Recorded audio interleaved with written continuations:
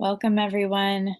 We're so glad to see you all and to experience this second panel of Quaker Theological Discussion Group together today after our first one yesterday. And my name is Charisse Bach, and I'm one of the co-chairs for the Quaker Theological Discussion Group, along with Christy Randazzo. So we welcome you and thank you for being here today.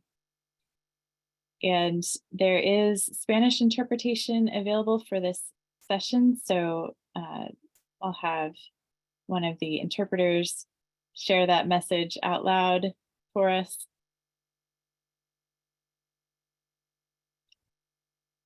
We can't hear you in the English channel, so one of the Spanish interpreters want to come and say that out loud in Spanish.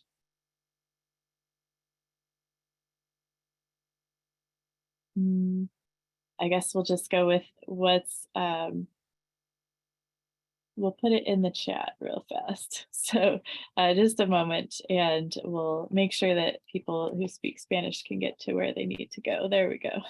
So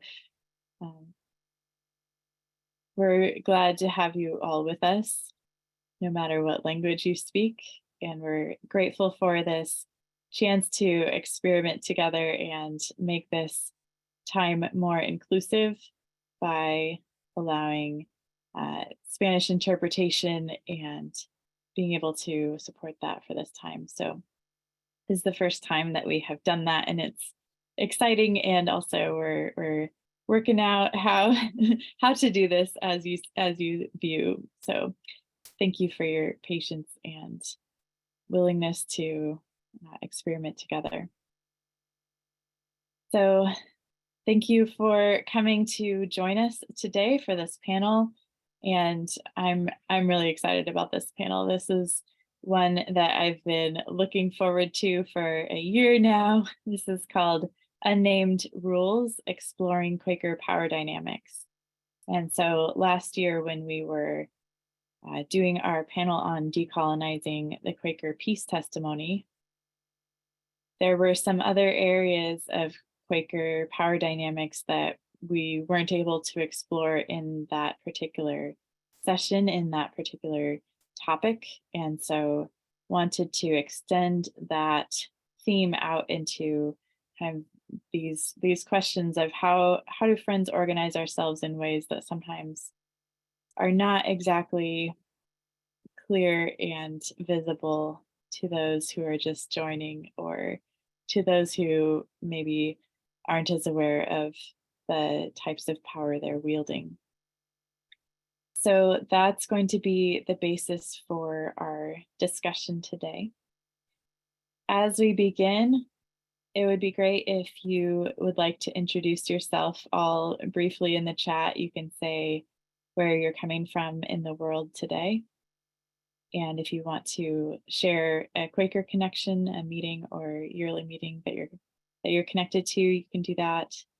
If you would like to share the tribal land that you are living on, you can do that as well, recognizing that many of us are still living on stolen land, and that's a continuing work that we need to do to repair and heal that damage. So acknowledging that is one first small step in that direction. So thank you, friends, for beginning to introduce yourself in the chat. It's always fun to see where everyone is coming from.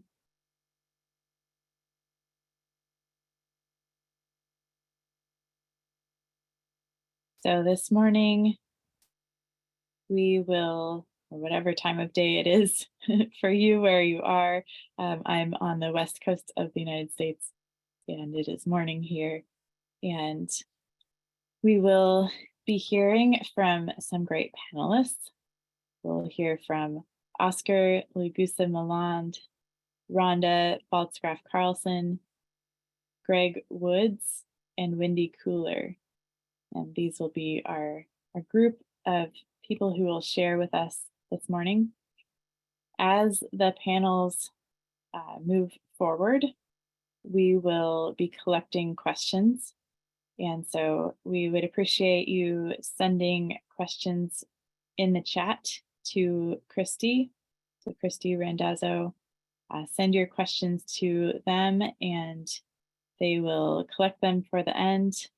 If you have questions in Spanish, please send them to Emma and Emma will send them on. So we'll remind you as we go forward, but just as you start thinking of questions, as you hear these great panelists, make sure to write those questions down and send them to Christy or Emma. All right, with that, let's just take a moment to be still together and to open our hearts and our spirits to what wisdom we can receive this morning together.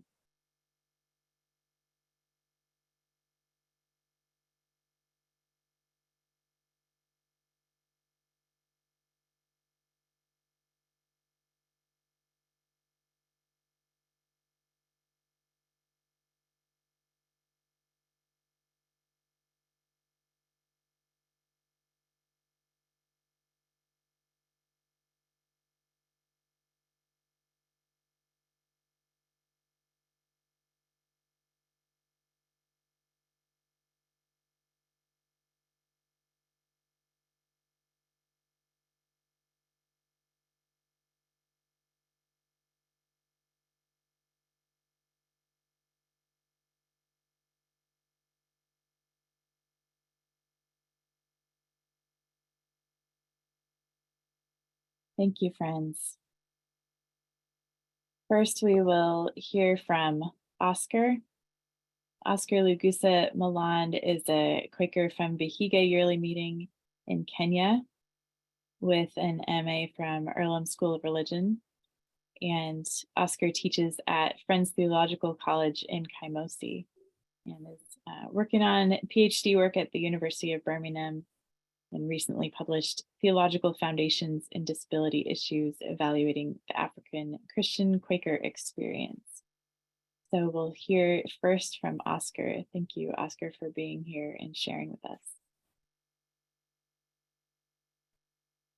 Thank you, Terence, for the introduction. And good evening from Kenya. I know it's good morning, wherever you are.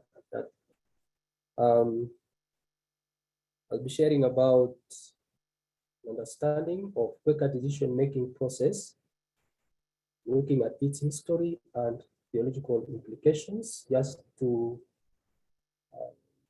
a way of breaking the ground in starting up the discussions that we have for this panel. I'll begin by introduction. I'm saying owning and embracing the Quaker decision-making process as a spiritual practice sustains the Quaker Christian identity as well as the intention of God to transform lives for good. Therefore, the other hidden rules that we are talking about, an influence of power, especially from the human agency, should be avoided in making decisions in business meetings at the expense of the Quaker decision-making process. Quaker decision-making process is critical in running the business meeting, sometimes referred to as a meeting of church governance. A further explanation is noted in the Christian faith and practice in the Friends Church, the Friends United Meeting in East Africa, opening quote, in all meetings for church governance, Friends hold the meeting in a spirit of prayer and worship. Friends give unhurried consideration to all proposals and opinions. All members have equal rights and privileges in attendance and participation in decision-making at meetings for church governance. End of quote. Awareness of the Quaker decision-making process and its significance can help manage hindrances arising from hidden rules and the use of power. Especially as you have seen from that quote, is being explained there, that there should be equal rights and privileges and the participation of everyone.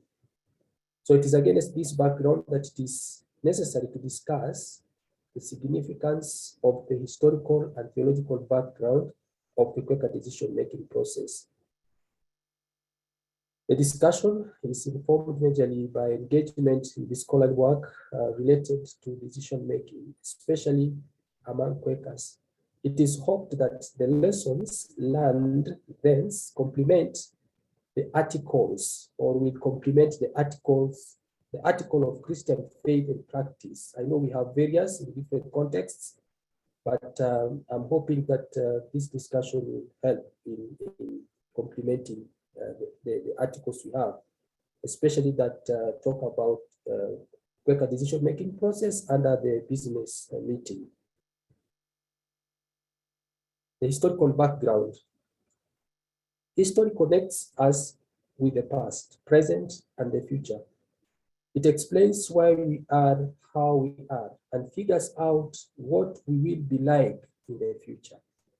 The solutions to the problems we encounter in the present may be found by examining history. Carter Lindbergh is correct in noting, opening quote, likewise, a visit to the past provides distance and a vantage point for comprehending and questioning the present. In other words, distance in history, as in navigation, is necessary for finding true bearings, end of quote. The origin of the Quaker decision-making process relates to George Fox's encounter with the seekers in the 1650s, who had meetings to find consensus in making decisions. Walter R. Williams describes seekers as, opening quote, a heterogeneous group of devout persons deriving from the Independents, Anabaptists, Presbyterians, Anglican churches, all eager to find God and worship him in satisfaction. They believed that the church had now drifted into an apostate condition where it had nothing more than an outward ceremonial administration. David E. Holden, in his description of the seekers, reiterates that the mechanism of finding consensus was foundational to the structure of the gospel order that Fox later adopted. Wilmer Cooper, on the other hand, notes, opening quote, as a result, in the late 1660s, Fox and others began to institute corporate discipline by establishing internal organization of the fledgling Quaker movement. Fox called these structures gospel order because he believed that Christ was not only the head, but the orderer of the church. On elaborating about the gospel order, Loring states, it's an ordering of common life that both permits and relies on the immediacy of divine guidance, which is distinctive Quaker understanding of the basis of church government. The gospel, referred to is not the 4 books of the Bible. Friends characteristically found the gospel in the good news and power that lay behind those books. For Friends, the good news has been that Christ has come to teach his people himself. Now, conclusively, church governance, not guided and taught by Christ, was adamantly apostate from the quotations that are quoted from the scholars. So divine guidance is critical, especially in finding consensus that is instrumental in decision making, as it will be seen later in the theological analysis. It goes hand in hand with discernment. It is an area that at times is not given much weight or attention because of the influence of human agency or power and the hidden rules that we are exploring here. Andy Blunden reiterates that, opening quote, what the Quakers created was not a new doctrine or theology, so much as a practice of conducting meetings. whether for worship or to make decisions. And what made a Quaker a believer was not the satisfactory answers given to theological questions, but the experience of discovering the Spirit within together with others. The historical background of the Quaker decision-making process of finding consensus through discernment by discovering the Spirit within together with others in meetings, which are both worship and business, unfolds a rich heritage that should be noticed. It helps, especially in highlighting core theological insights that I need to explore hereafter. The theological implications then that I share, there is invaluable theological insights from Eden's discussion on the description of Quaker decision-making, which are intensely unfolded in the historical background that I've given. The decision-making process is rooted in Quaker spirituality and theology, and it is a sacramental encounter with God. Eden notes, opening quote, the way Quakers do business is a really significant part of our spirituality, our practice, our identity as friends. In my understanding of Quaker spirituality and Quaker theology, a business meeting is an opportunity for sacramental encounter with God, a closing quote. It should be noted here that, as mentioned, sacramental encounter with God is critical in taking outward ceremonial administration or church governance, which is embodied in apostasy, as we heard in the historical background. Patricia Loring elaborates on the sacrament encounter as, the opening quote, the outward sign of an inward spiritual reality. In that sense, equality, reciprocity, and loving mutual service in an hierarchical relationship are the most visible manifestation of our inward experience of unity gathered together in God's love.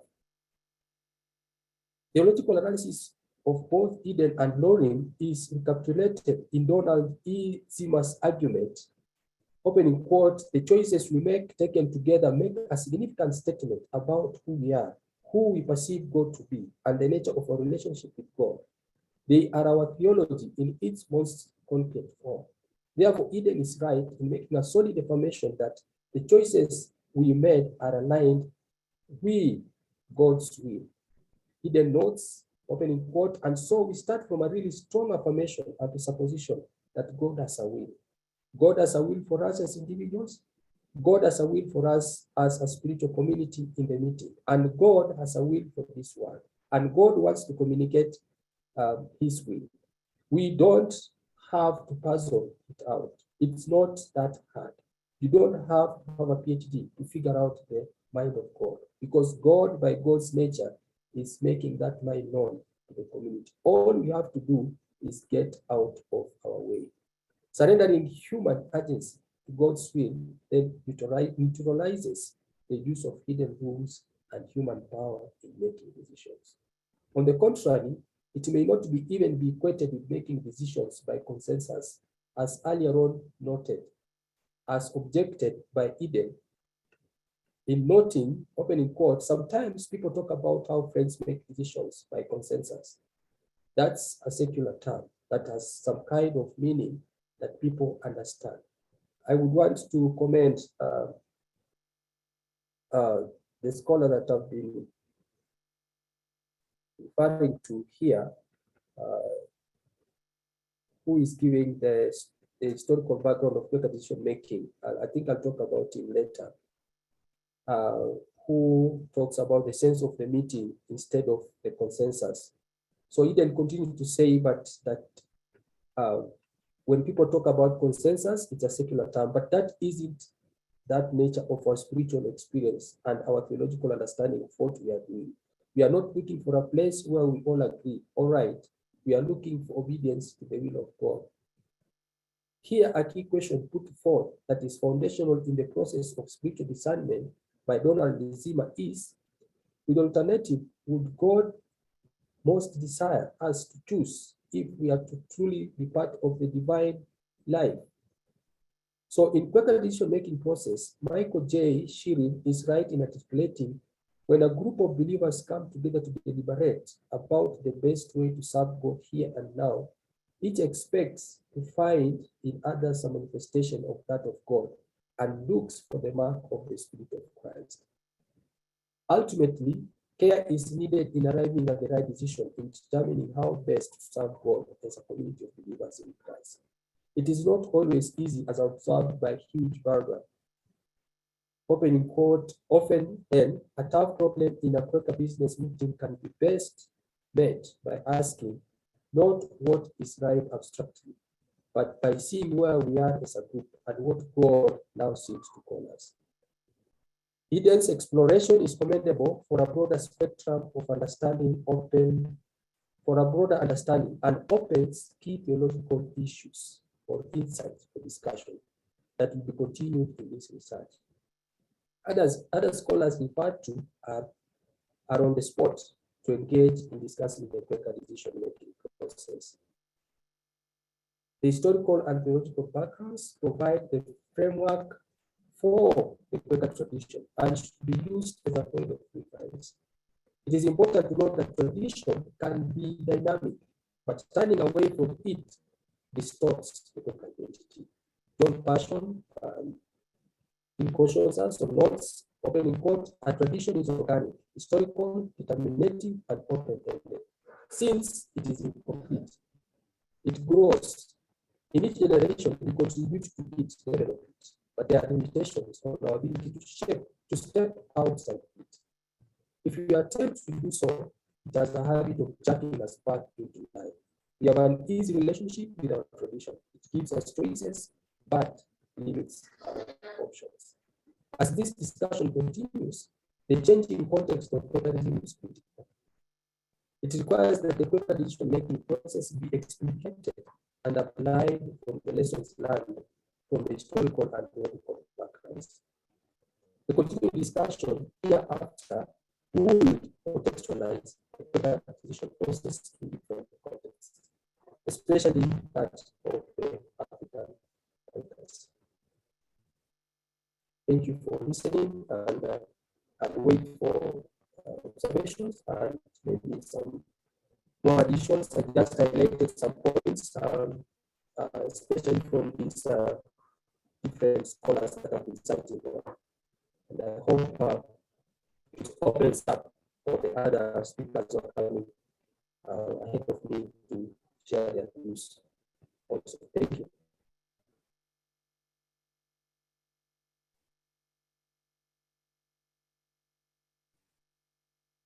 Thank you so much, Oscar, for your words and for being willing to share with us.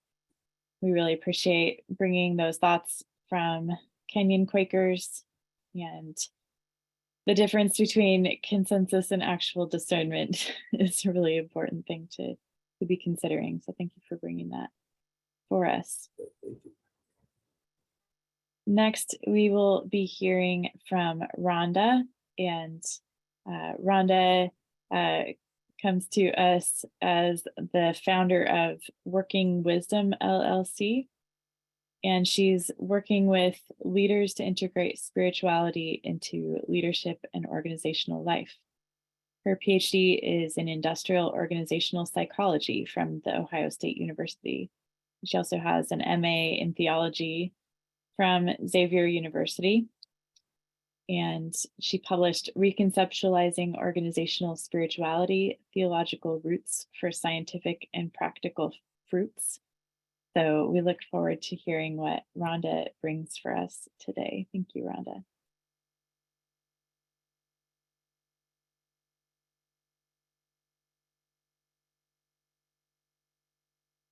Rhonda, we can't hear you yet. So sorry about that. I just noticed that. Well, I got set up, but that's all I was saying was that I was going to get set up. So, but anyway, I really appreciate the opportunity to be with you all today and be able to share about this topic. What I'm going to be focusing on is looking at spiritual authority and women in Quaker meetings. And I want to know before I go too much further that a lot of what I'm talking about has come out of my experience. And as a cisgender white woman, I recognize that my experience is more privileged than some others. And so I'm hoping that later on, women of color and other backgrounds can also speak to what their experience has been with regards to this topic. So we talk about as friends, we recognize that our meetings have declined in attendance and maybe even power. And some of what we talk about is the change in generations and aging of people in the United States. But I think that there's also an unnamed factor that I think is how we think about and respond to spiritual authority. And so what I'm going to be focusing on today is talking about spiritual authority and how dynamics within a person, particularly a woman and other women in meetings, as well as a meetings response, can influence whether or not we grow as meetings, both in power as well as in numbers. And so just to give you a quick overview of what I'll be focusing on today is I'll first talk about the history of the idea of spiritual authority and then provide a definition. Then I'll go into a little bit of detail with regards to how we as individuals interpersonally and as meetings can struggle with spiritual authority, and then talk about how emotions and contextual factors also play into it. Talk a little bit more about the relational and spiritual losses associated with it, and then talk about, just share some ideas of how we can work to accept and integrate spiritual authority more deeply into our meetings. So spiritual authority is not a new concept in the Judeo-Christian perspective. And the recognition of Jesus's authority was talked about, as well as by other Jewish people, but then also people outside of the Jewish faith also recognize Jesus's authority. And in the story of the Samaritan woman, she also gains her own authority in the process. There's some conversation about the temptations associated with spiritual authority and the costs associated with gaining spiritual authority. We're also familiar with how women's spiritual authority has been rejected in some parts of the Bible, but then in other parts where it's talked about quite explicitly. And there I'm thinking about the Gospel of Mary, which some of you may be familiar with and some not. But also the spiritual authority of women is part of our tradition as friends. This is one of the first topics that Margaret Fell was led to speak about and to write about. And so we still have the evidence of the tract that she wrote about women speaking. It was also interesting to me to find in the reflections of Elizabeth Fry in her journal, her own wrestling with her spiritual authority and her ministry. And part of my reading about that was also associated with her brother, who at that time, and this was in the mid 1800s, said that he didn't think that it was okay for women to protest even about abolition, but if what they said was coming through spirit, then it was okay. So there was an interesting contextual factor there. But anyway, so this is all to lead up to say, well, what is spiritual authority? And one definition that I found that reflects what I'm wanting to speak about is this God-given right that we have to receive and use the power that comes from the indwelling of the Holy Spirit in us. And so as friends, we recognize that that's part of our tradition, is to recognize this unmediated relationship between ourselves and God. And spiritual authority goes one step further to say that we have been given authority by God to use that power, that indwelling, for the benefit of others.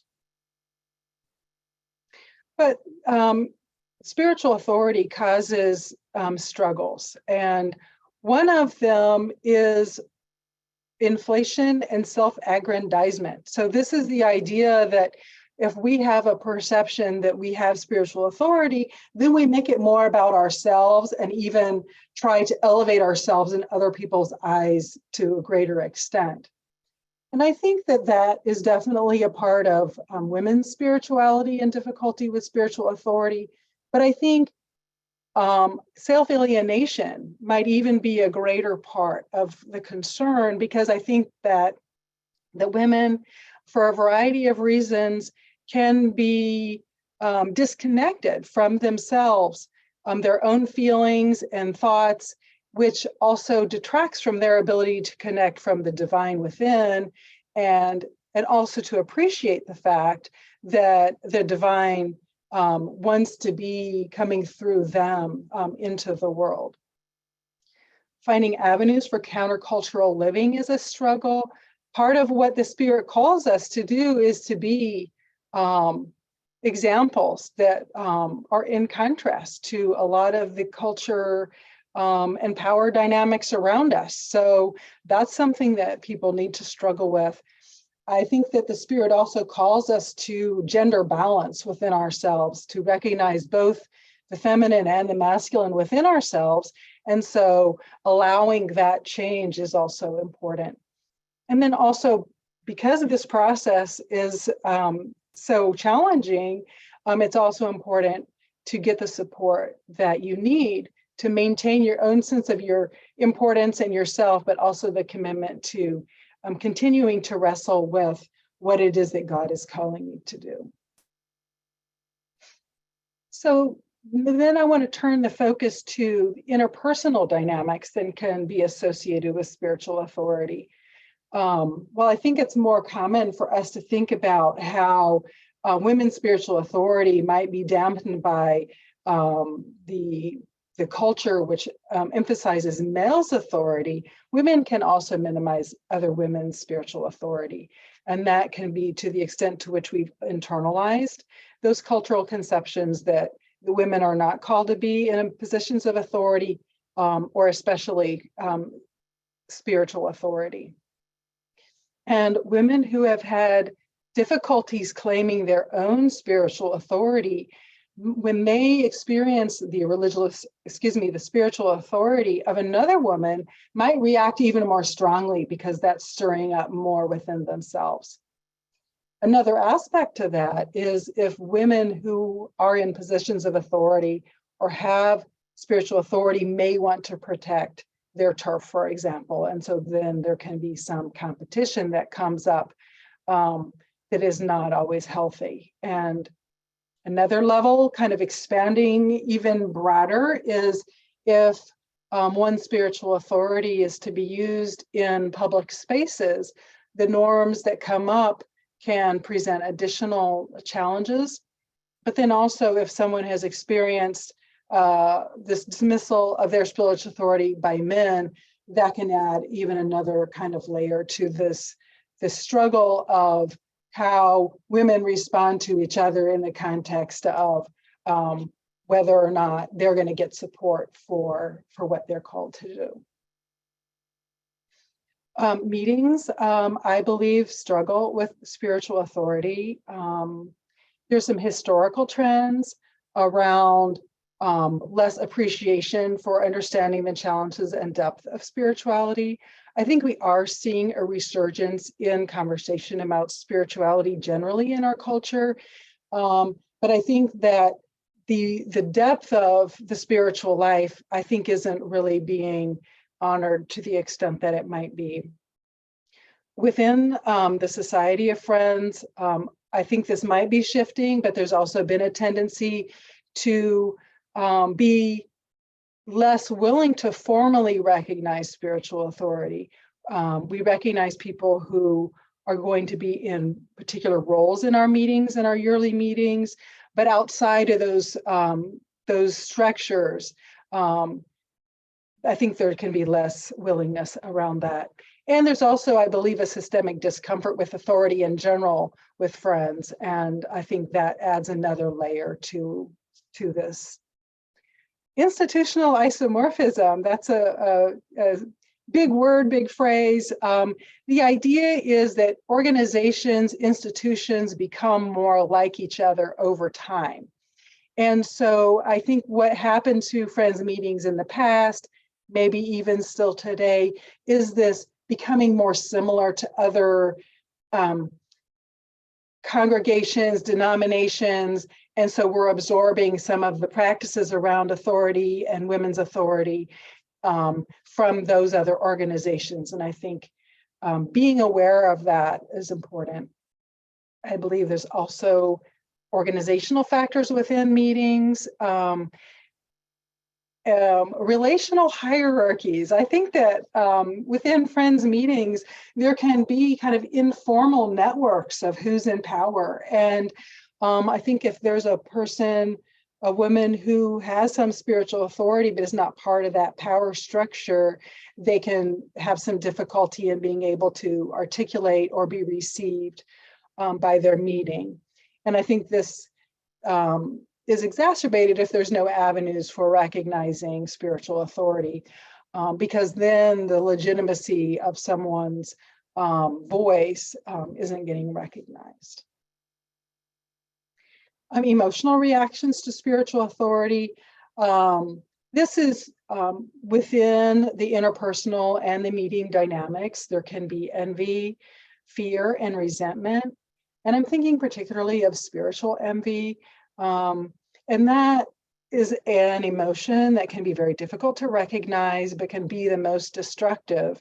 Fear is probably the most common, because anything that's unfamiliar to us, we can be fearful in response to. But if we also think that someone else is getting more recognized for spiritual authority than we are, then that can stir up resentment, which creates difficulties in relationship.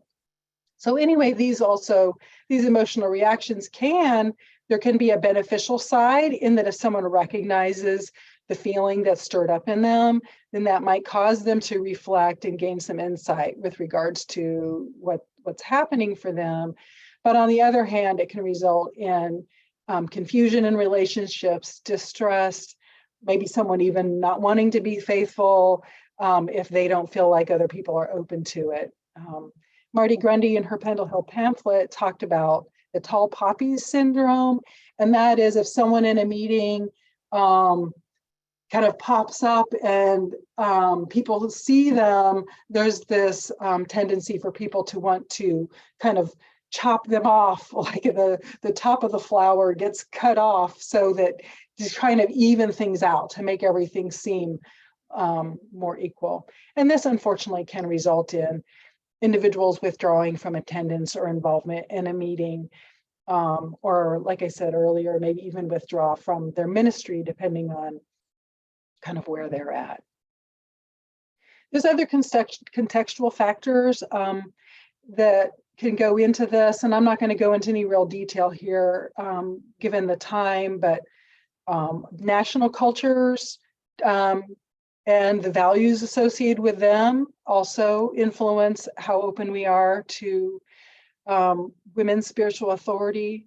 The branch of the Religious Society of Friends, I think there are different dynamics within different branches and yearly meetings that can also influence our openness. How privileged we are, and what our age is, and how that plays into traditional roles of women. I think all of these things also influence those dynamics of whether we recognize or get received relative to our spiritual authority. And this, I believe, over time has led to, because if we try to close down and we're not as open to dealing with this issue, then we can close down and not be as openly affectionate and have as many connections or depth of connections within our meetings. I think that there can be a decline if people's spiritual authority hasn't been recognized, they don't develop it, and then there can be fewer people available to help other people along their way. People who don't recognize or don't feel like their spiritual authority is allowed can cause a less depth within meeting for worship because people aren't sharing what the Spirit is wanting them to share. But I think too, then it can impact our lives outside of meeting as well, because then we might not feel, we might not be as encouraged or feel as encouraged to live into our spiritual authority. And all of that then leads into less impact for the religious society of friends on society, culture, and our culture, and obviously the world. I think that Rhonda, the divine. Sorry to interrupt, but about 1 more minute, if you could wrap it up. Thank you. Sure. Yeah. So so then that impacts our ability to be influential in the world. And here's just some different ideas for people to wrestle with their sense of self-alienation or self-aggrandizement. Look at the formative messages that they've gained in their life, but also to encourage ourselves to think about the spiritual gifts another woman has and to encourage them, or to observe how the divine is coming through them and share that with them, or just be kind of more intentional about forming spiritual friendships with other women. As a group level, looking at facilitating groups to explore alternative images of God, working to address religious wounding, even having a discussion intergenerationally among women about what is the spirituality of sisterhood versus daughter, mother, crone? How does that influence us in our meetings? And then people who have more authority in meetings to ask women to share their ideas, their thoughts, to participate, to hold retreats, and to maybe even look at a power structure, try to understand what that might be in your meeting, and to see whether there might be something the meeting can do. So I appreciate the opportunity to share this topic with you, and would just be interested in hearing what's been meaningful to you. Do you think we still wrestle with this? Have you already wrestled with it and you found things that worked well? Just be looking forward to additional conversation with you.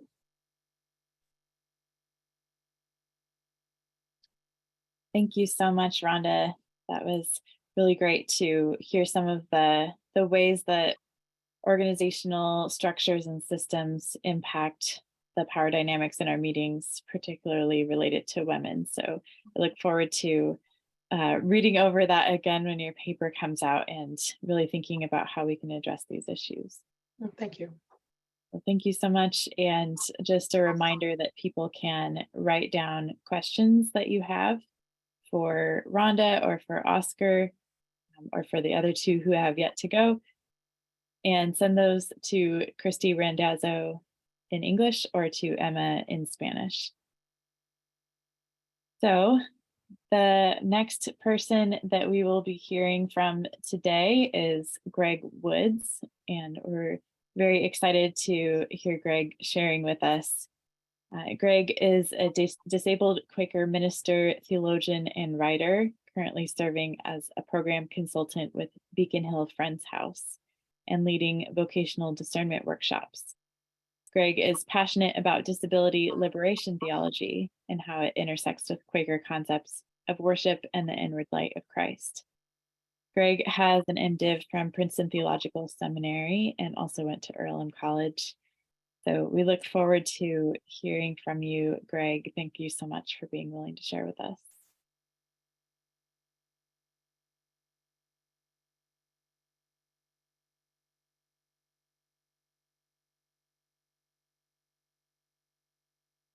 Hi, Mm,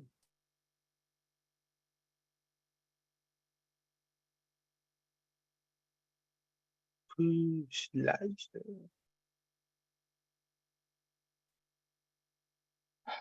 Hey, happy International Day of Persons with Disabilities.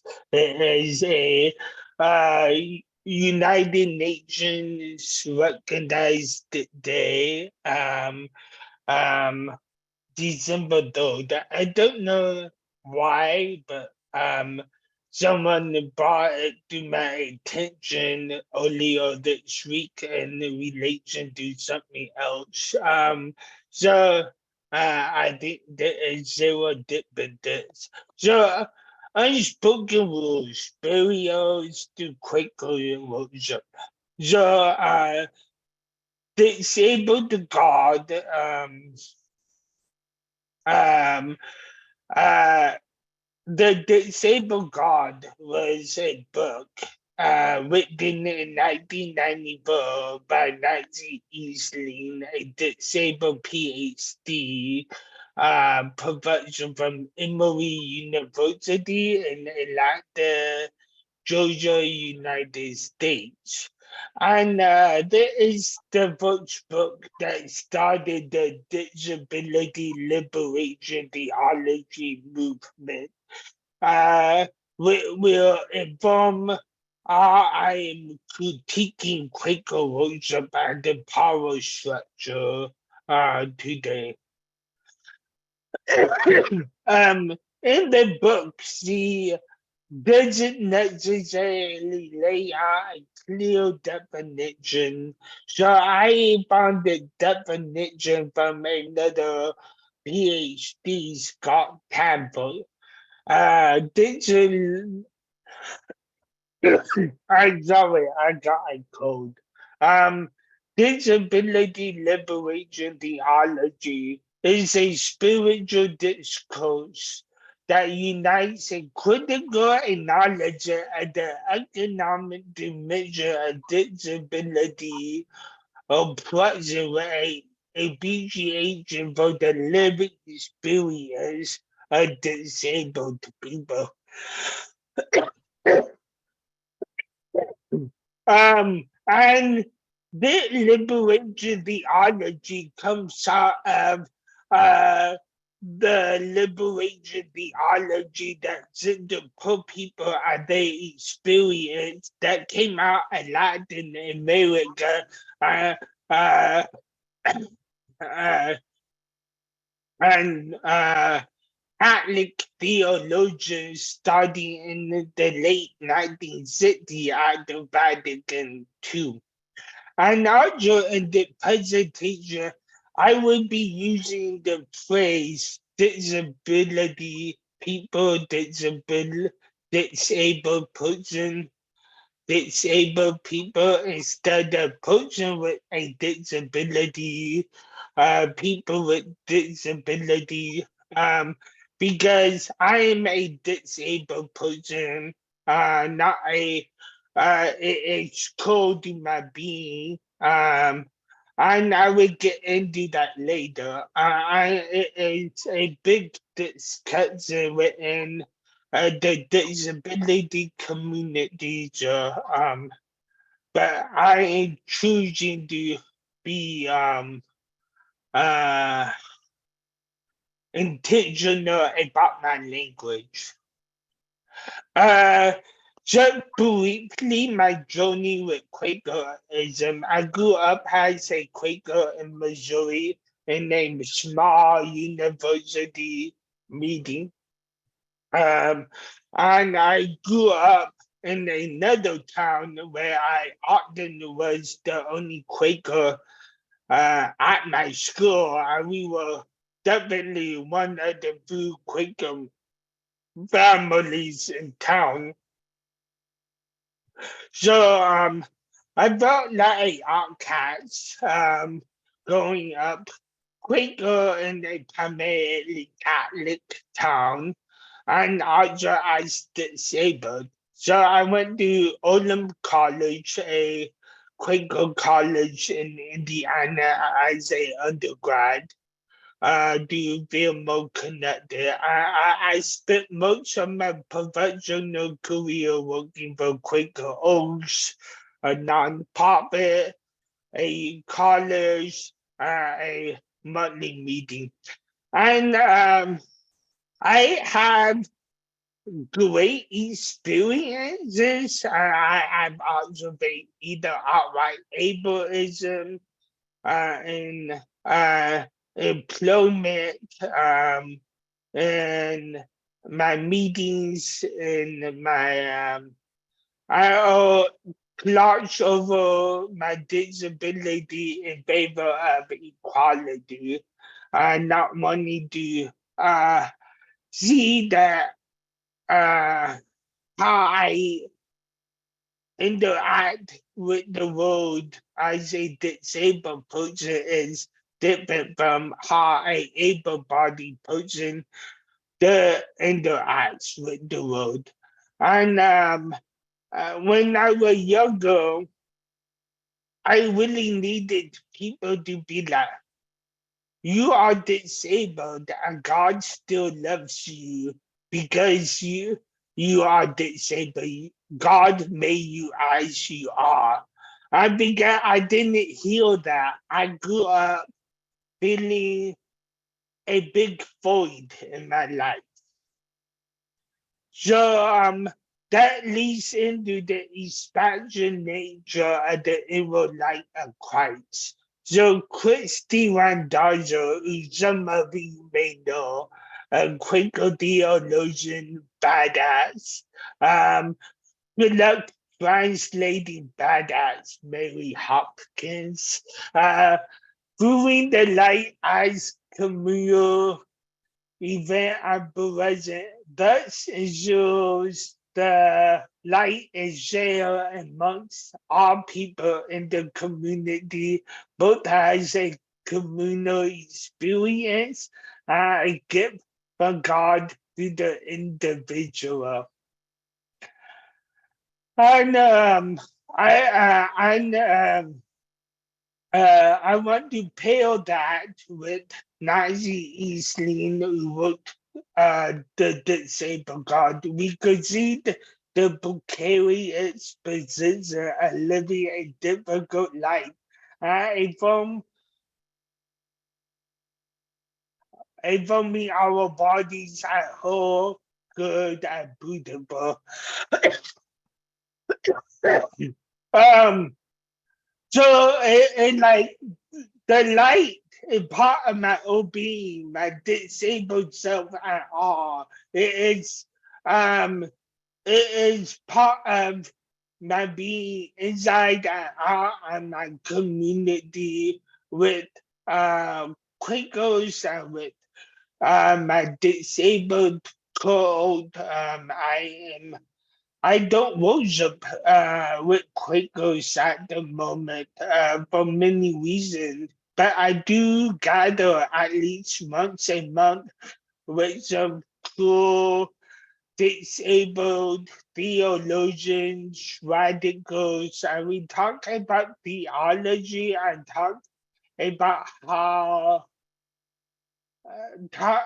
what it means to be disabled in a hostile world, and we come from all types of faith and no faith backgrounds, but we come to be ourselves and being beautiful and being a community and gifts from God, from the light of Christ, for the ones who identify as Christian. We don't all do. And it so inform me of who we are. And for me, for probably other in the group, in the first liberatory space we have been there, where I just been disabled people, and we don't have to make our being, we don't have to justify our being. or justify our needs. Our needs are exactly are asked for, rather than we need to demand our needs. So with all that, let's question the power dynamic within Quaker worship. And I grew up as a program Quaker, but I went to a program meeting for several years in North Carolina. So I'm speaking across branches when I ask her, do we ever think about why we worship the way we do? Do we question, are we actually worshiping God in our worship, or are we just upholding structures because that is what we have always done? And French worship is so very, even before the pandemic, but now because of the pandemic, the vast spectrum of French worship is different. I remember walking out to a junior high band at a French school in El Salvador during a school meeting for worship. It was a praise band. Only Vince Carson get empty bombs. Our world is different in many ways than 1600 England. How do we use our bodies today versus how they did in 1600 England? In my context in the US, I probably don't walk as much or use my body as much as a Quaker did in 1600 England because I drive a car. Most of my work is sitting at a desk. I do walk my dog and I have chickens, but I'm not a farmer. I'm not a blacksmith. I'm not. So how do our bodies relate to how we worship? And also that I think Quakers, some Quaker, but too much emphasis on silent worship. We are worshiping the silence. We are waiting in worship. And I will get more into that on the next slide. And here I will tackle more unbroken worship, but I think there is common to other form of Quaker worship. We have so many so many unwritten rules about waiting worship, and there a lack of information, like some basic question that meetings should think about. How do we settle down? Is it okay if we are visiting? Is it okay for someone who has lower back pain to just stand up and stand near a wall? Well, it is really uncomfortable that some of these old meeting houses are terribly uncomfortable. Is the meeting room accessible to wheelchair users? Are people hard of hearing? And are there other sacred cows, as I would call them, do's and don'ts?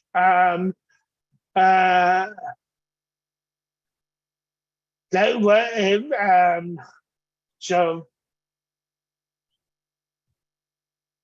what can we do?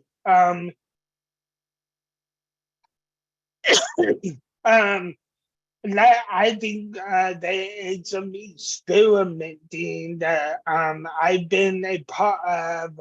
I work with Beacon Hill Fence House on doing vocational discernment workshop.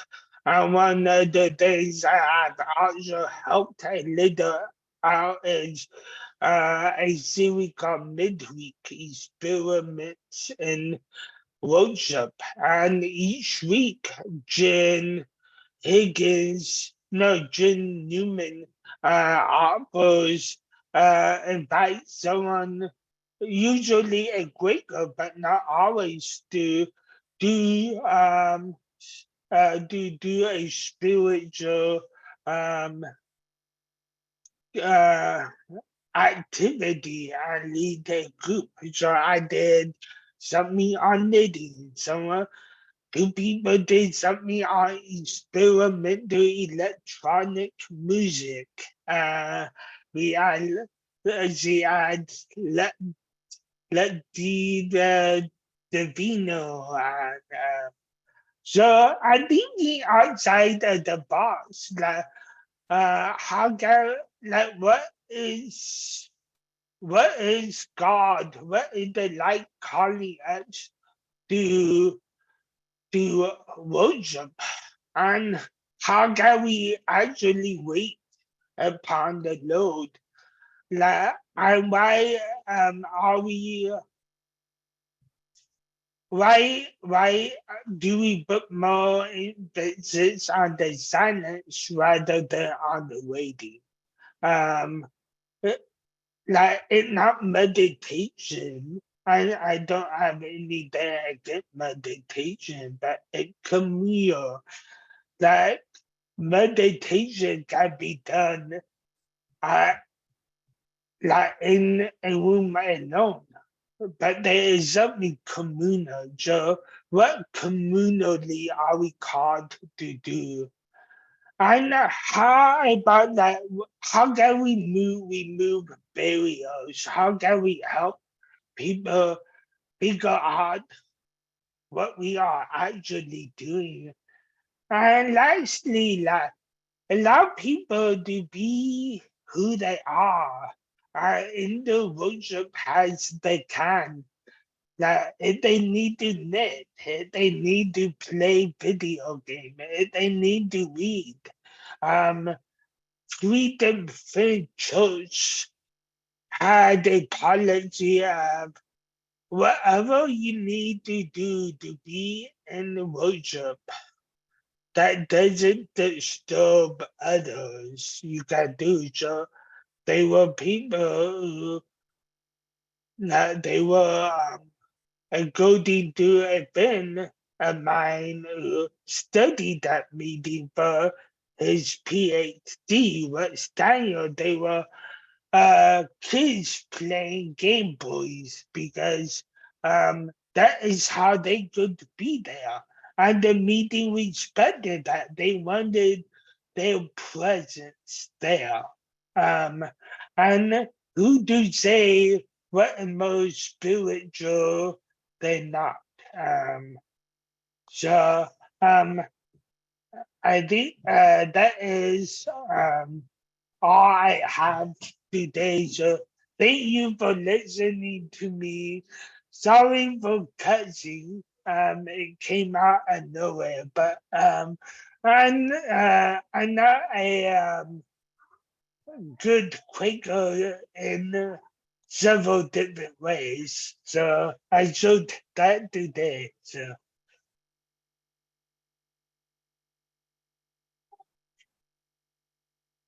Thank you so much, Greg.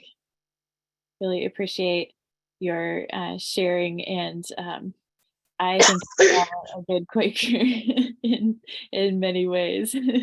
So appreciate your message and your encouragement to everybody, allowing everyone else to show up how they are, and that being present, being part of the community is the important part. So thank you for that word. And a reminder, if people have questions that you want to jot down for Greg and send those to Christy Randazzo, we will put those together and have some time for discussion in the Q&A time after we hear from Wendy. If you have a question in Spanish, please send that to Emma. So we will hear our last panelist. We'll be hearing from Wendy Cooler, and we're excited to have her share with us as well. So Wendy is the convener of the Quaker Discernment on Abuse project called Life and Power. And her ministry has centered on caregiving in times of crisis and also on group discernment. Wendy has an MDiv from Earlham School of Religion and is a doctoral candidate at Lancaster Theological Seminary. She's convening a 7-part series called the Testimonies to Mercy series on the future of Quakerism with Powell House and Ben Lomond Quaker Center this year. So we're really grateful to be able to hear from Wendy today, and I am going to be the one sharing her screen. So I will get that ready as Wendy, you can begin. Yeah, thank you. I'm really nervous. I'm always really nervous when I do a presentation, so bear with me. I want to start out by affirming what my friends Oscar and Rhonda and Greg were saying in their presentations. My presentation also is concerned with the practice of corporate discernment. Like Rhonda, I'm also concerned with spiritual authority and how we find the agency to use it while addressing some of the temptations that come to us when we exercise authority. And I really want to affirm Greg sharing that we live difficult lives and we are whole and beautiful together. So yes, thank you, Charisse. Actually, that was the next slide. So my presentation is kind of grounded in the main research projects I've done over the last several years. I originally went to seminary because I thought that there was a sort of technical solution that was possible to abuse in our communities. And I thought seminary would teach me that solution, and it did not. So I was left with a lot of questions. And that led me to travel across the United States in 2018, where I researched pastoral care responses in general. My institutional review board would not let me research abuse. And I expected I would come back with a best practices document about pastoral care because I thought that only Baltimore yearly meeting, my yearly meeting, was having a hard time with pastoral care responses to crisis. I ultimately visited 8 yearly meetings, and they all were having a hard time with pastoral care responses to crisis. And what I heard in the testimony of more than 90 friends that I talked to that year was that anything they were ashamed of, they would not share in kind of a healing light with anyone in their meeting.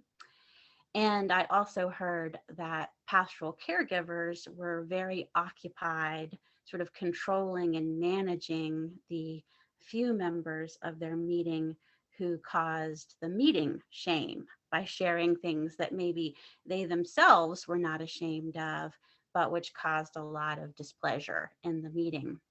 And so there was exhaustion from caregivers and also a sort of lack of care seeking. So I was left with questions and not a best practices document.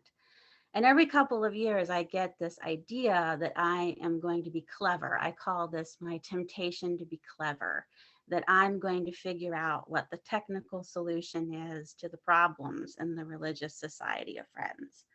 So I was then drawn in 2020, actually 2021, to do research on employment practices among Quakers. I was drawn to this because of some very public controversies in some of our institutions. I am the co-editor of the news section at Friends Journal. And in that role, I became aware of the controversies at Brooklyn Friends School that we wrote about around unionization. I became aware of the controversies around the direction of AFSC as we covered that. I was a student at Earlham School of Religion when we covered the controversies surrounding the restructuring there. I came to know someone who calls themselves Quaker Worker on Twitter and often is very confrontational with Quaker organizations. And I became aware of controversies within Philadelphia Yearly Meeting. And from reading The Friend, which is sort of a peer publication in Britain Yearly Meeting, I became aware of controversies in Britain Yearly Meeting related to employment. So once again, I thought I, Wendy Cooler, will solve the problems of the Religious Society of Friends by figuring out what the best practices are for employment. And instead of having a best practices document, what I have is a bunch of questions because I heard that employees in our organizations in North America and Europe, at least, are finding a lot of meaning in their work, but it's meaning through suffering. It's meaning through accepting a lack of agency at their workplaces for a variety of reasons. And there is a sort of incoherence in the testimony that I gathered about where the power actually is in these organizations or where it should be. And then the third thing was my original passion, safeguarding or abuse prevention. I became very excited about abuse prevention in Britain Yearly Meeting. And if Christy, if you could put the links in the chat to the Friends Journal issue and also the Quaker Religious Education Collaborative conversation on safeguarding. If people want to look at those later. So Britain Yearly Meeting has a very ambitious safeguarding anti-abuse policy that I'm still very excited about. And I traveled to Europe and spent the summer there. I, again, don't have a best practices document because what I learned was that many local meetings are feeling resentment towards the yearly meeting. They perceive that there is a centralization of power, and they are sort of, I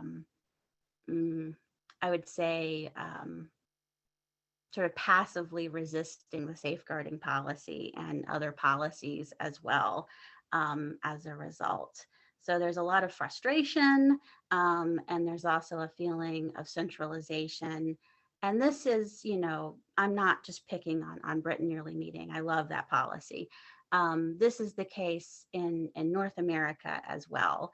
Having a policy in the first place and then having a successful policy is met in very much the same way. So I have no best practices documents after years and years of work. Next slide, please.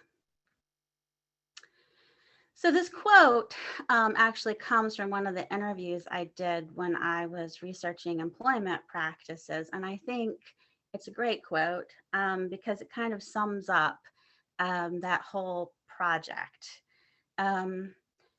It's very unclear where the power is in our meetings and our institutions.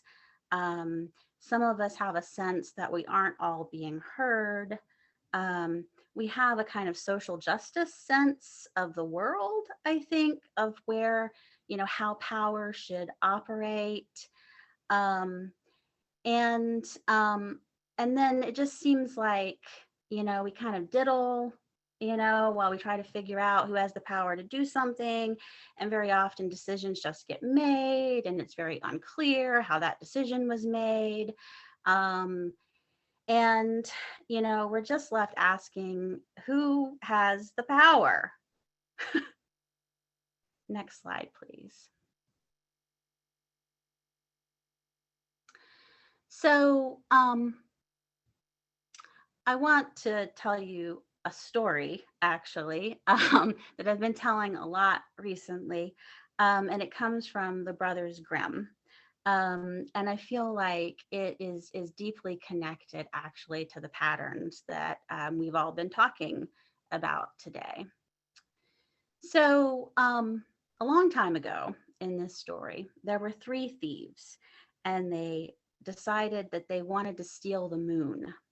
And they climbed up an enormous ladder and pulled the moon down from the sky. And they broke it into 3 pieces and took those 3 pieces home. This left the world in darkness, but they each had their light.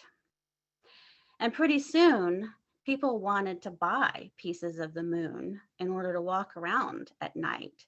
And so they sold off their 3 pieces of the moon bit by bit, until many people had a tiny little piece of the moon that they used at night to get around. And then those pieces appreciated to the degree that they were so valuable that people wanted to be buried with their treasure. And one by one, the pieces of the moon were buried under the earth, and the earth was left in total, resolute darkness. Next slide, please. I've come to understand that as we're seeking the light together, that we are very much like those people in the story, that we each have a little piece of the light, that our worship has become less corporate and like the moon in the sky as a corporate whole. And it's become much more individual as we've become alienated from each other and we have lost the trust that when we need each other, we will be there. But we desperately need that. I think I named this presentation about, sort of confronting the innocence around power, because I think we feign innocence, which is something that adults can't have, that adults have wisdom. And that we pretend not to have innocence. We pretend not to have power, to be innocent of power, because we have conflated innocence with goodness. And it's so important to be a good Quaker, to belong. There's a reason why we joke that we're not good Quakers. It's because we're taking a chance by saying something that we think will make us rejected. So as we're seeking the light in this dysfunctional way, I see this 3-part cyclical pattern of urgency, which sounds like calls for justice and claims of crisis. I'm very often in this camp, actually. I've certainly been in this camp around domestic violence and sexual violence in our community. I have done and said things to people I am not proud of in my state of urgency. And then that urgency is very often met with grief by the people around us who do love us and don't want us to hurt, but also are desperately trying to maintain a comfortable status quo, because stability is what they think is going to be good for us. But this grief manifests itself in exhaustion, that frustration I was describing in response to the safeguarding protocols, and also disconnection. We can't fill our committees anymore. People are leaving our meetings in droves. And then when this urgency and this grief meet each other, we have unhealthy conflict. We have fights on the floor of business meeting as opposed to healthy corporate discernment, like Oscar was describing. And this looks like intractability, where people, friends sort of dig in on a position and will not move. I have done this. It does not work. It also results in suppression of the appearance of conflict. Next slide, please. And actually, I want to say that it's a cycle, actually, in that we get to that end stage, that stage of unhealthy conflict, and we start over again, but with fewer people each time. And so the unhealthy conflict that we're experiencing is in a smaller and smaller and smaller bubble until we're just sort of bouncing around against each other, destroying each other and this community that we love so much. So to end, to give you a happy ending to the story of the moon, I want to say that the people did find their that they did find their wisdom. They came out of a state of innocence and into a place of wisdom. The dead were disturbed by the light in the ground, and they woke up, and they came out of their graves with their little pieces of moon, which was very upsetting to the dead and even more upsetting to the living. And so the dead and the living negotiated a peace in which the living took back the pieces of the moon, and they climbed the stepladder again, and they hung the moon in the sky piece by piece until it was again a corporate whole. And what I want to offer as our whole moon, and this is what I'm nervous about, I keep saying I have a lot of chutzpah these days. I've become very prescriptive, even though I don't have a best practices document. I think that we need to become better at supporting public ministry if we want to support corporate discernment and we want to support the agency of the people in our meetings, and we want to support spiritual authority and corporate spiritual authority. And the reason I think this is because I am a public minister. I know a lot of public ministers, and we do a lot of work that our institutions are just not set up to do. And we do this work in a very poorly resourced way. We burn out and we leave. And I think that supporting public ministry is actually a way of rebuilding our institutions. There's a lot of talk right now about sort of the brokenness model versus the institutional model. And this is sort of in the whole world, like outside of Quakerism. And I think that supporting public ministry is a way of not deconstructing our institutions, not giving in to the grief of the brokenness, but actually constructing something that respects the authority of people and local meetings and upholds the roles and responsibilities of these institutions that we have invested in. Next slide, please. So we do have a lot of public ministers. I'm one of them. And I mentioned that we're not very well supported. Wendy, I'm going to break in here to say if you could wrap it up in a minute or so, that'd be great. Thank you. Okay, I will. Sorry. So I would be happy to answer questions actually about this, because I do want to move on about how we can support public ministry. Next slide, please. So I'm using an ableist phrase here by calling myself a crazy lady, but I'm doing it on purpose. And it's because I do feel like maybe I'm running the risk of being called a crazy lady, and that you probably have a lot of questions about this idea that we should just support public ministry better. Next slide, please. But I'm not just asking us to support public ministry.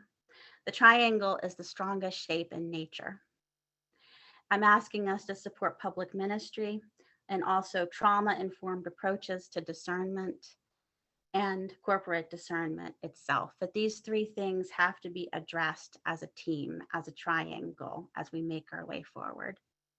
Next slide, please. I wrote this prayer for myself about 12 years ago when I was trying to escape a abusive marriage. And it really struck me again recently because I say, I want to remember without innocence, and I want to have the power to be present. Next slide, please. So we mentioned two of the projects I am convener of. These are sort of my prayers on the ground after having my moon hung back in the sky. And both of these are both resourced and poorly resourced simultaneously. Also something I would be very happy to talk about. And Christy, if you could put the links in the chat. Next slide, please. And then finally, I wanted to offer you a resource, which I can send you later. This is from some work I've done on building trauma-informed meetings, so that if you are interested in this three-part strategy, you can leave here with some queries to take back to your meeting based on the work of Dr. Judith Herman in sort of addressing and resolving trauma. Thank you.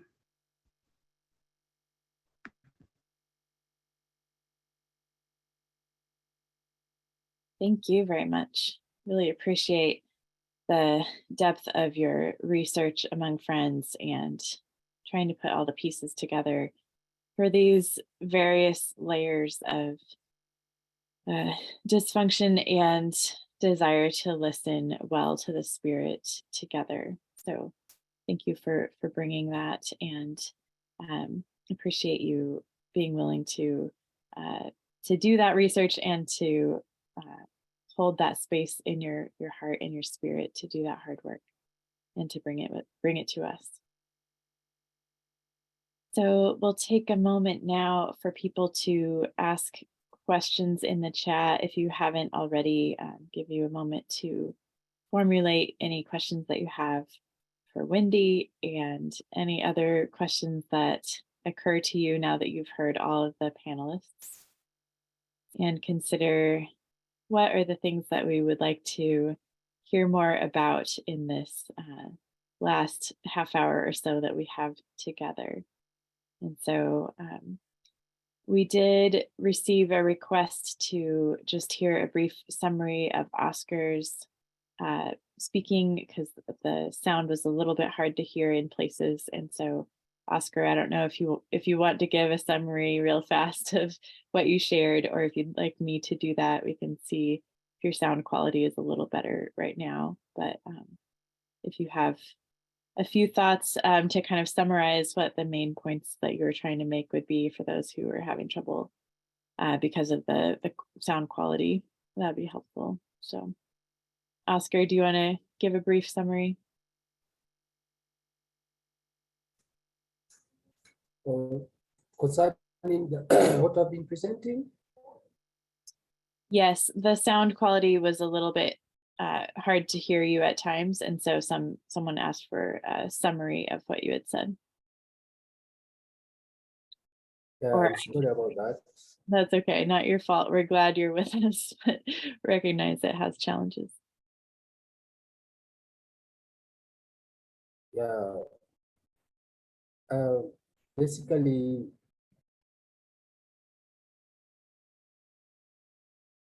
the main area was the historical background and theological implications of Quaker decision-making process. And as it's known, it's part of the business meeting that we normally have in the Quaker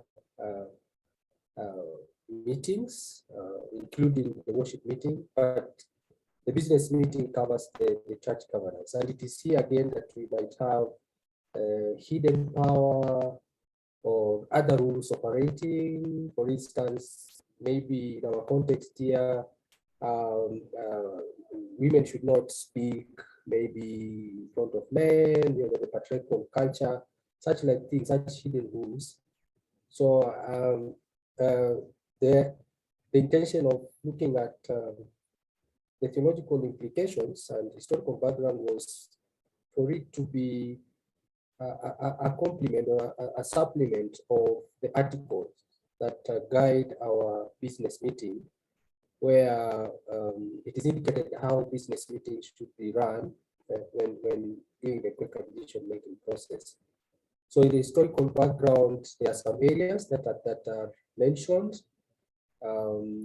For instance, getting to the root where George Fox meets the seekers, and the seekers also used the way of finding consensus in decision-making process. And that was the core thing, finding consensus, which is also connected with discernment and sense of meeting, that is majorly spoken about in the historical background. And Eden has this presentation on the Quaker Speak. I think we have a YouTube link, maybe that will be shared, that people would want to listen to Eden's presentation, where there are also theological insights that are very helpful, that unfold in the historical background, especially explaining more on the consensus. And when you are making consensus, you are connecting with the God's will as a community and wanting to know how God wants us to serve and how we are being called to serve as a community without the hindrances that we are talking about, the human power and other rules that are there. So Eden expounds further, and then we have other scholars that have referred to, and I commend the scholar called that I referred to, London Andy. He has a very good book on the origins of collective decision making, who interacts deeply on the theological background, especially in expounding further on the consensus. And in the both theological background and historical background, it informs our Quaker tradition, which we should be referring to when we are doing our discernment or when we are doing our Quaker decision-making process. So the tradition can be static. So tradition eventually reminds us that tradition can be dynamic. So even when we are referring to it, we should be careful so that we are not stepping out of our Quaker tradition by letting other things influence our Quaker decision-making process. I think that is in brief what I would share about that.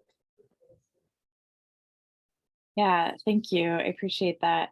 So what I hear you saying is basically, rather than letting cultural assumptions about who has power in our communities kind of guide the ways that we make decisions, you're bringing in these pieces from Quaker history and from scholars to say, we focus on listening together to the Spirit, to the inward light of Christ, to the guidance of Christ in our midst, rather than whoever has power outside of a Quaker meeting context. Is that a good summary? I think you put it right. Yeah, thank you. Mm-hmm. Yeah, thank you. Really appreciate that. And I think it's challenging for most of us to find kind of the distinction between our culture and our religious practices. And so I think that's a really valuable and important piece of what it means to be Quaker, to kind of figure out what's the difference between my own, kind of assumptions as a person in my culture and the ways that the Spirit is leading. So I appreciate you bringing that in. Do you have maybe one example in your African context in Kenya of how you see Quakerism helping to get beyond a cultural power assumption, that Quakerism helps to make power available to people who maybe don't have as much power in your culture? Yeah,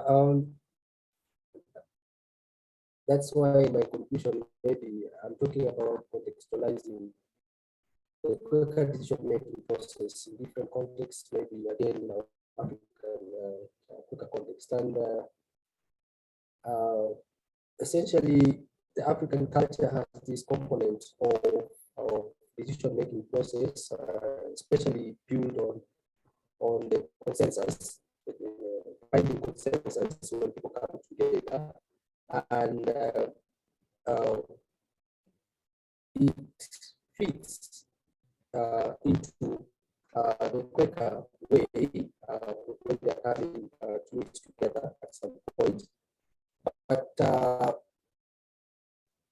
there are three pieces that need to be corrected at some point, especially as I talk about speaking up when things are going wrong. I think as we as indicated presentation, who has the power is still a question that needs to be maybe explored further in our context in Africa, especially in the Kenyan context, because even in the decision-making process where we have different gender, maybe men and women, or different ages, there is kind of,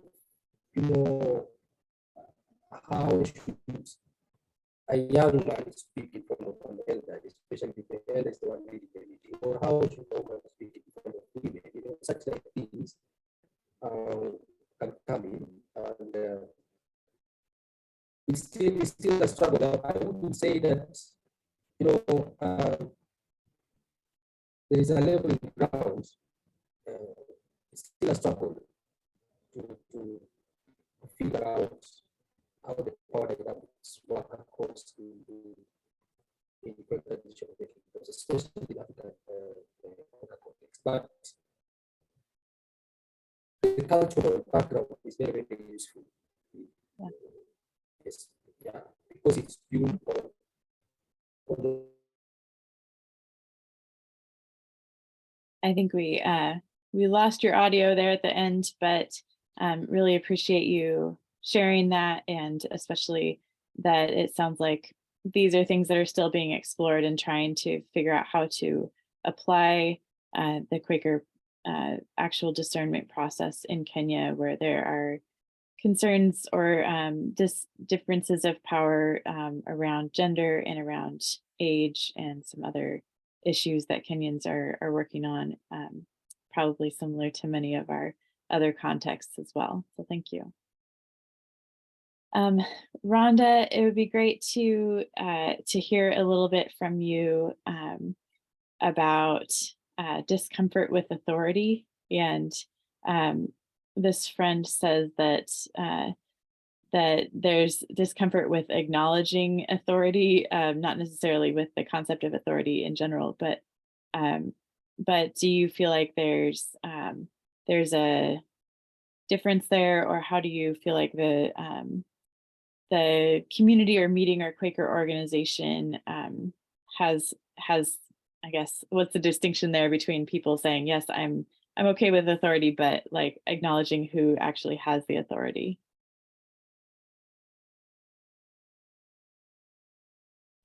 I think the question still feels a little bit unclear. Maybe a little bit more context would be helpful.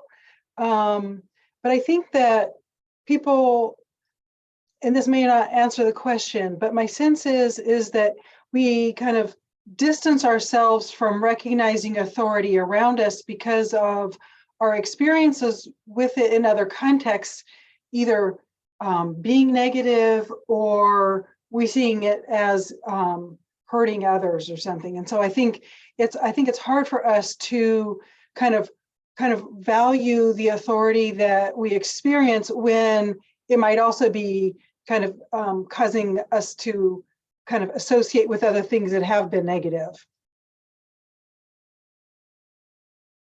Yeah, thank you. I think the distinction is like people people saying like, oh yeah, we're fine with people having spiritual authority, but then like don't necessarily give that spiritual authority to people in the meeting, if that makes sense. So I don't know if you have comments about that in friend circles, or any more wisdom as far as like how organizational structure might help us to kind of like name authority in a more helpful way or something like that. Well, I think that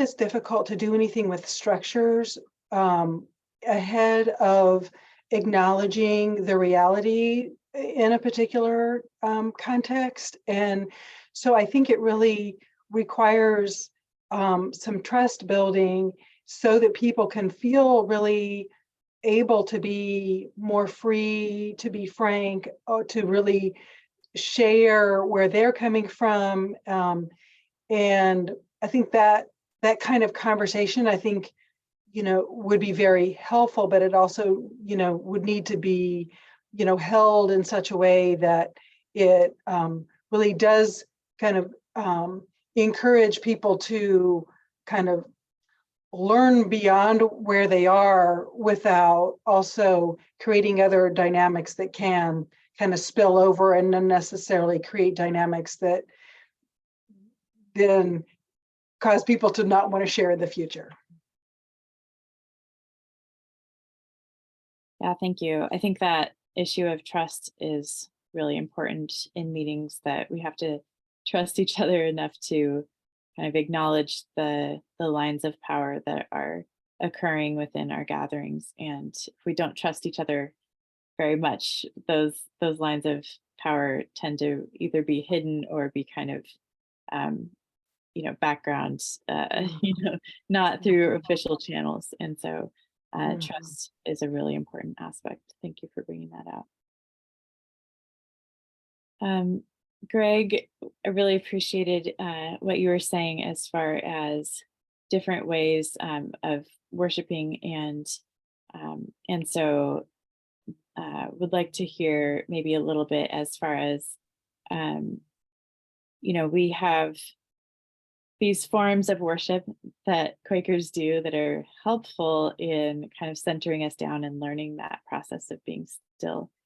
And like you're saying, that form doesn't work for everyone and often ends up becoming this sacred cow of how we have to worship, instead of here's a way to enter in and here's a practice for listening. And so do you have thoughts or further guidance as far as like how to kind of instill that value of learning to be still, learning to quiet ourselves and listen, as well as remaining open to God speaking, or Spirit being present in the community that is formed when we meet together, when people show up in whatever way that feels comfortable to them. So how do we find that kind of balance, or what are some helpful pieces of getting the good work of learning how to be still while also being more open?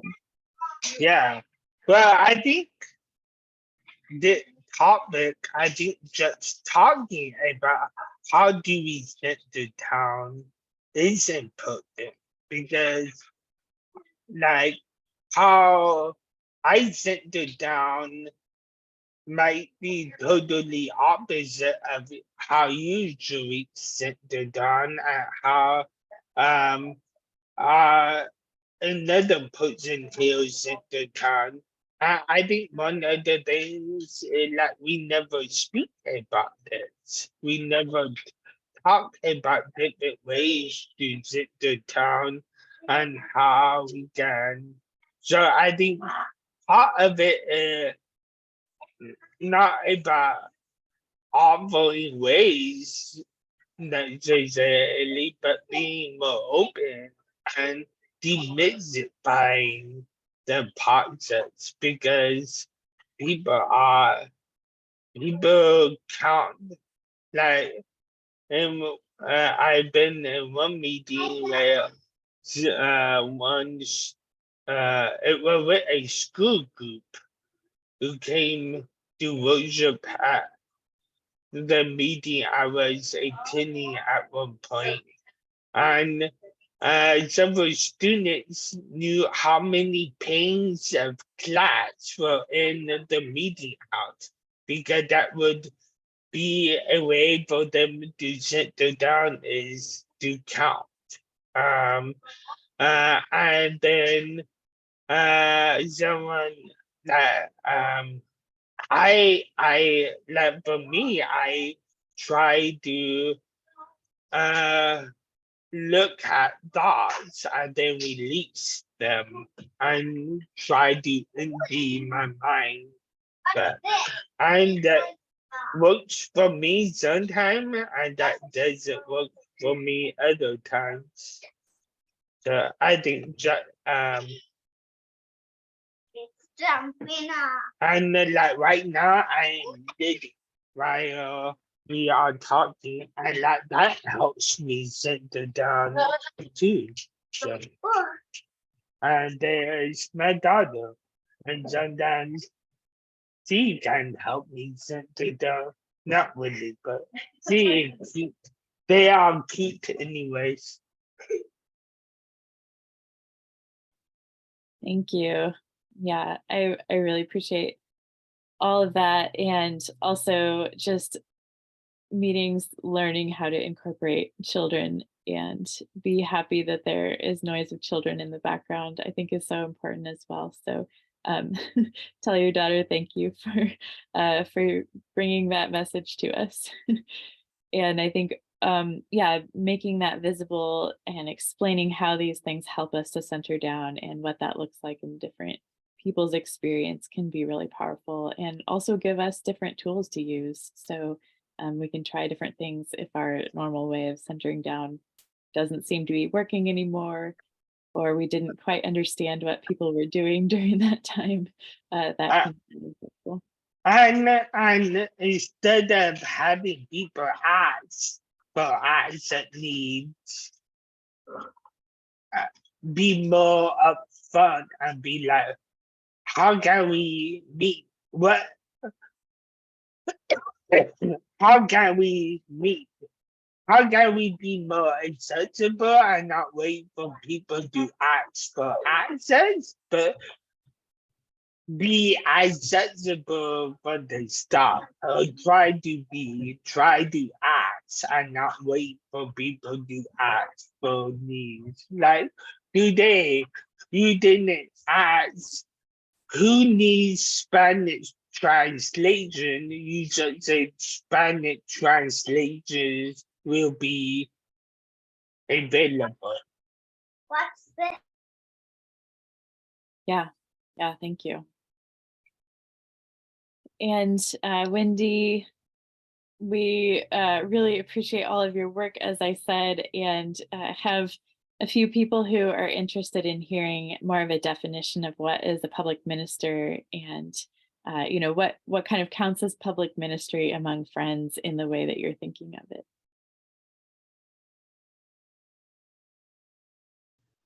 Yeah. So this comes up a lot because it's really not a very understood concept among unprogrammed friends, at least, and is the topic of the Tall Poppies pamphlet that Rhonda was referencing. I think public ministry is in its Platonic form, in its ideal form. It is a ministry that is corporately discerned and supported by a local meeting. And it's normally it is an outward facing ministry. We all are ministers in the Religious Society of Friends. We are often sort of underprepared for that role. Ministers in other traditions are often required to receive a seminary education, for instance. In our context, in the unprogrammed context, which is mine, we don't require any kind of education in order for us to say that we are ministering to one another. And so a public minister, their role is actually to help develop the sort of grounding education and skills necessary for a meeting or for many meetings to develop their own ministries.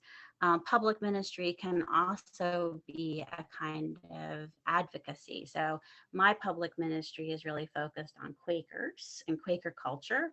I've started calling myself a cultural worker as a way of translating what exactly it is that I do.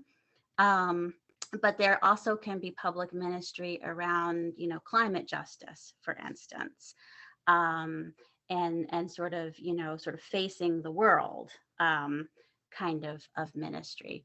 But I think essential to the definition of public ministry in its ideal form is that it is a ministry that has been discerned by the community.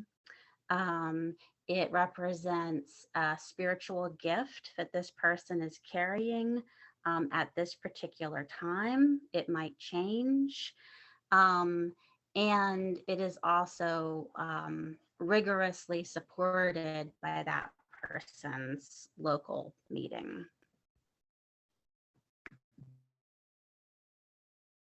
Thank you. That's really helpful. And I think, in programmed meetings, that might be the pastor or the person who's released financially, right? But also in unprogrammed context, that can be somebody that's supported by an anchor committee or other types of discernment groups that would support their ministry and listen and make sure that. I think sometimes we kind of are like, yes, we see that you have a gift of public ministry, now go minister, and then the meeting doesn't do any support. So I hear that you saying, yes, it's great to have these public ministers, we need to make sure the meeting is supporting them. One more question for you, Wendy. If you could briefly give an example or a insight about what does it look like when we break the rule that we're innocent of power. So what happens when we do that, or what does that look like?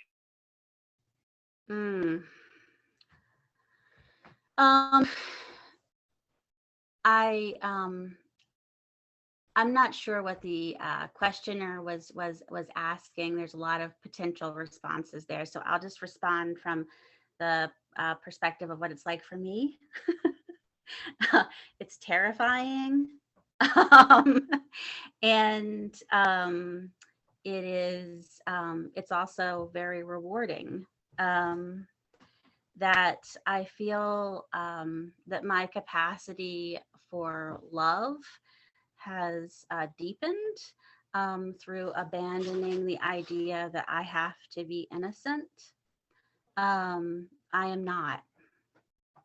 And recognizing what I lament and what I am not proud of about myself, and also that I am called to make hard adult decisions sometimes, and owning the complexity of my own decisions makes me feel strong inside.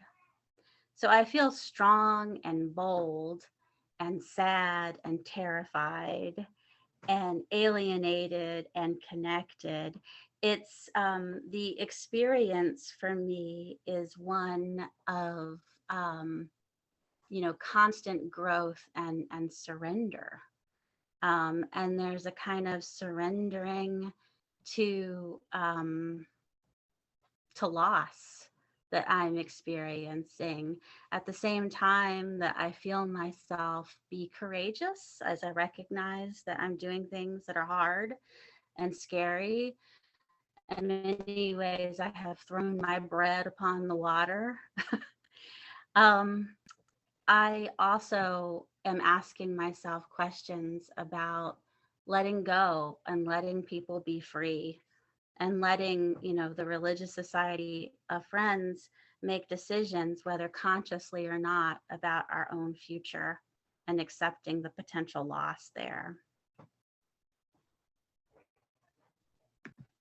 That's a powerful statement to finish with. Thank you. Friends, we have come to the end of our time together, and we could hear more from each of our panelists and would love to. And yet I want to be honoring of the time people have set aside from their Saturday to spend together and close our time here. So thank you, friends, for being willing to serve on this panel.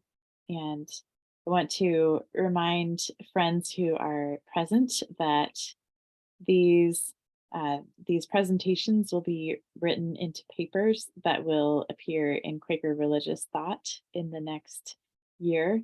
And so if you're not already subscribed to Quaker Religious Thought and you want to see these presentations in writing and be able to really dig in deeply to the wisdom that has been presented here, and their sources and everything that goes along with a paper, please subscribe to Quaker Religious Thought, and it will get sent to you in a few months, the first one from the panel yesterday, and then later on in the year, this panel. And so hopefully Christy can put the link in the chat for subscribing to Quaker Religious Thought. And we encourage you to become part of that community of supporting public ministry through the written word as well. And we will be posting these videos online on our YouTube channel in the next week or two as we have time and ability to get all of the tech part of it finished. And so we encourage you to watch these again and or send your friends and meetings to watch these videos as well. So I want to just thank everyone for being here with us today, for supporting these great ministers, for taking the time as you panelists, taking time to think about and discern what to say in this space. And so let's just end with a moment to hold in our hearts all that we have learned and how we've grown today.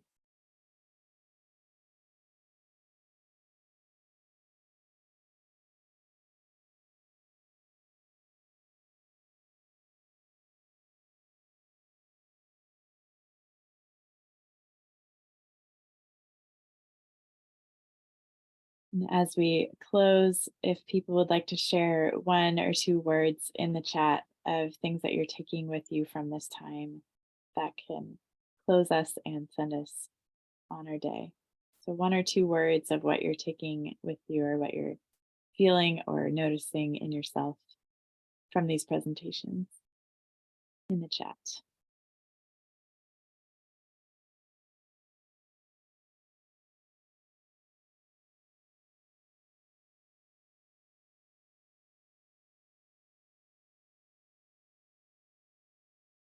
Inspired, lots of questions, connected and seen, courage, deep care, gratitude, unity, bravery, affirmation. Thank you, friends, for virtually sharing this space together from your places all over the world. I'm grateful that our hearts and our spirits are knit together through sharing this time together. Go in peace, and we'll see you again next year. Thank you so much for being here.